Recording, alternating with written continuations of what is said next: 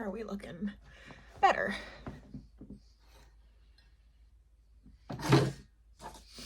Serves me right, actually. I don't really know how I'm gonna start this, to be honest.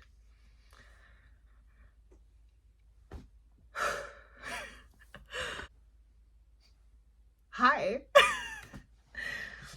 I'm gonna play part of a video. I don't know if I'm gonna play it for you or you're just gonna hear it from my speaker. But maybe you'll recognize the words about to come out of my mouth in a very lyrical way comparatively.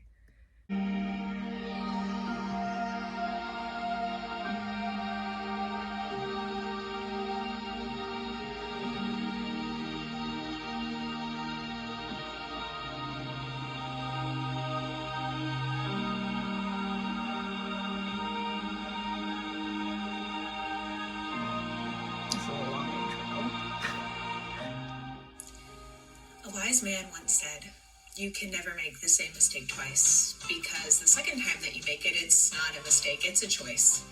Actually, that was Stephen Dim, who I think is some business guy, something about buying and selling companies. I don't really know, but either way.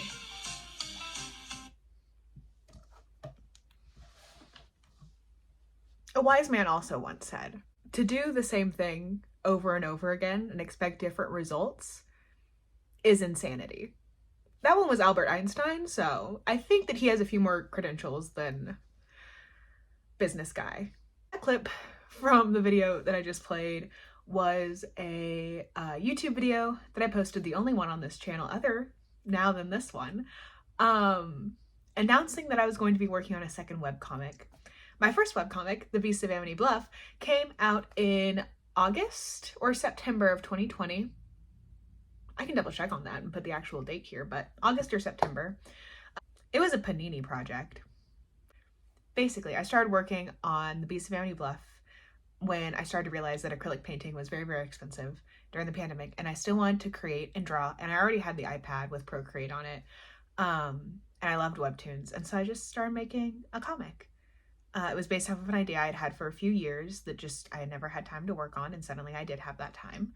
And I spent months getting it ready, getting the first few episodes ready, making a schedule, getting everything set up, and I started posting it.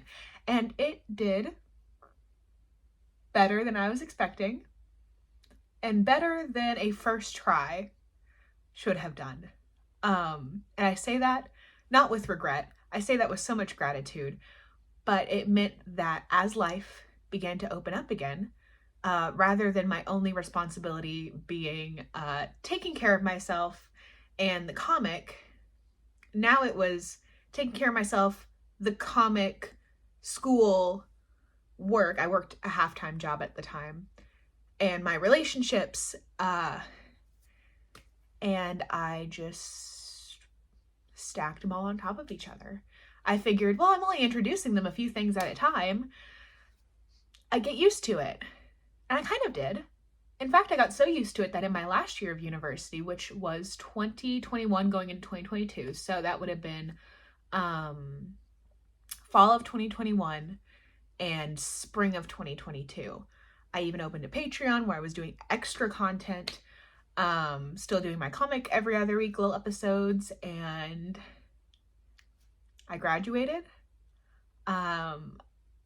I moved out. I moved in with my fiance at the time. I crashed and burned epically crashed and burned. And these are things that I talk about in this video.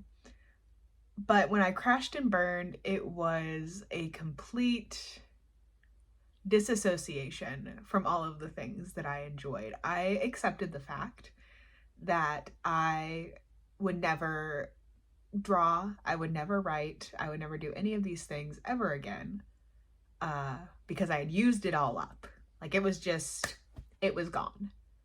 And I was truly at that point okay to wash my hands of it. I was okay with that. And it was probably good that I did that at that time. I focused on just getting up, going to work, coming home and sleeping. I mean, that was pretty much all that I did for a while. I got a therapist, so I went to therapy regularly to work through some personal issues. I had some very tragic things happen in my life during that time, so it was probably good that I was really just kind of surviving because I could put all of my energy into just doing that. And then April of 2023 came around, and I was still surviving, and I was still reluctant, I guess, to allow myself to put time into something that I felt like I had lost love for, and that I felt like I had failed at. Not only failed at, but failed at publicly. And I refused to fail publicly again. That being said, I've spent a lot of my life on the internet. Even if I was never very popular on the internet, I spent a lot of my life here just screaming into the void. And the Beast of Amity Bluff was kind of a taste of what it was like to finally have somebody hear you. And I never expected it to happen again, and I was okay with that. But it was a compulsion, I guess, to create something. So I started making TikToks. Here was the thing with the TikToks, right? They were low effort. I could do them very quickly, sitting right here in my bedroom. They were still creative, but I wasn't the one doing the bulk of the creating. They were plot ideas, and I acted and made silly faces to popular sounds. It's about what I was doing on TikTok. But what was nice about doing the POV videos where I was just acting and lip syncing and then putting like the text about what was going on is I feel like not speaking to the camera, I sort of had this wall up where I didn't need to take anything personally, right? I had a barrier between me and between you. And I've tried to speak more on TikTok, but the algorithm I've really set up to benefit from videos where I don't speak. I mean, that's just the way that I did it. That's on me. They started to do well. And I was okay with that. I thought it was fun. I was getting people commenting. I was commenting back, building this kind of community of people who just liked my silly short little ideas. And then I started getting comments that caused a fear in me, an absolute terror that I should make a book. And that was where that video spawned. I was like, well, I should just go back to comic making because that is what I know how to do. I've done it before. I know what I messed up on. I can just do better this time. I can't. I'm not a one-woman show, and I could not do it. And again, I didn't announce that I made the YouTube video, but I didn't announce to my big following that I was growing there on TikTok that I was doing it for that fear of public failure. And when it crashed and burned, I was like, well, that's okay. I kind of knew it. I knew better. And it was really disheartening and really hard. And I had the file where I had been planning out the story and how I was going to do it in comic form. And I was working a job at the time where I was basically just sitting for 8 hours. I was pretty useless. Not on purpose. It was a job that they really didn't need a person there to do, but they had to hire somebody for the position, and I was fresh out of college, and so they hired me. So I did a lot of just like sitting at my desk and waiting. So I started writing. And I wrote a lot, and then I sent it off to some friends to read it, and then I wrote some more. And out of the writing some more came these.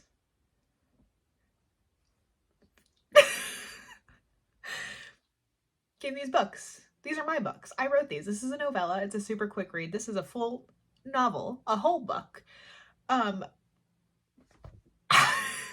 did that happen? How the fuck did that happen? I think that some people are gonna think I'm being performative and being like, how the fuck did that happen? But I'm really not. And it really is because of the really supportive community over on TikTok that I was able to not only write those books, but have a really good rollout for them. Have a rollout that I feel like they really deserved. Maybe not necessarily that I deserved, but like them as their own art pieces. I think I'm excited that they're out there and that people have been able to read them and talk about them. And it's just been delightful. And to have a community. And I know some people watching this are going to be people who came from TikTok. And to have the community there that I have had, I am so fortunate. And that sounds like I'm saying goodbye. I'm still on TikTok. I'm still making my TikToks. That being said, every year there is this rumor that goes around that the platform will be going away.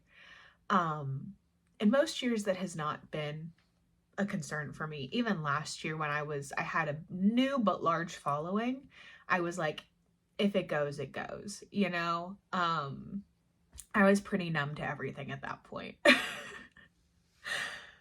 But this year was the first year that when that, oh, this might be happening, oh, we want to get rid of it, popped up, that I felt panic, fear, I grief, maybe. It kind of made me realize that I've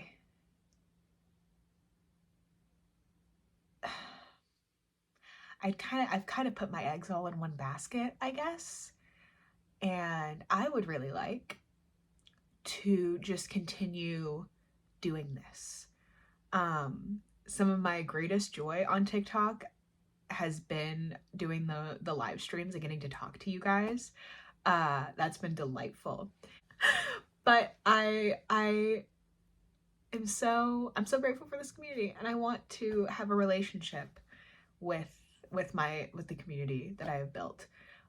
But with the panic that came with the thought that the platform might be going away, I realized that I would benefit from allowing myself to put myself out there again, to potentially fail. This could be an absolute atrocity failure, spiral out of control, bad idea. It really could be. I have no plans. I'm doing this kind of on a whim, aside from just like thinking about it for a few days.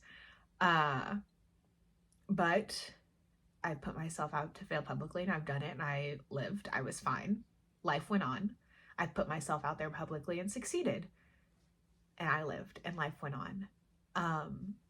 And I think I